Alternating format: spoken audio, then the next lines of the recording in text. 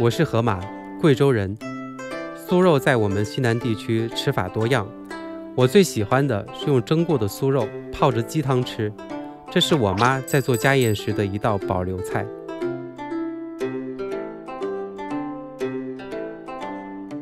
不同于常见的小酥肉，这道菜的酥肉要用整块的大里脊来做，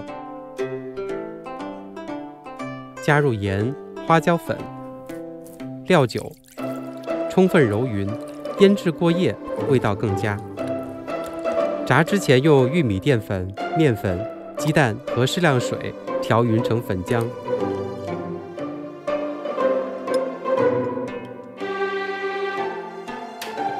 油烧热至6成，放入均匀裹上粉浆的里脊，调中小火慢慢炸透，至外皮金黄，捞出放凉。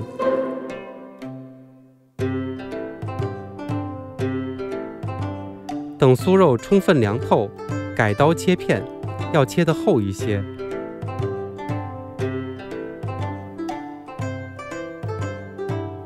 铺入碗中，大火上气后调小火，蒸20-30分钟。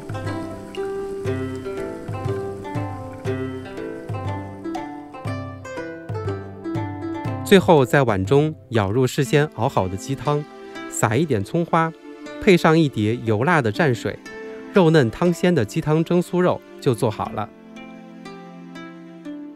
这道菜呢，就是小时候妈妈常用来做宴客的一道蒸菜。今天我们用一个大块的里脊呢，希望是在摆盘的时候更好看一些。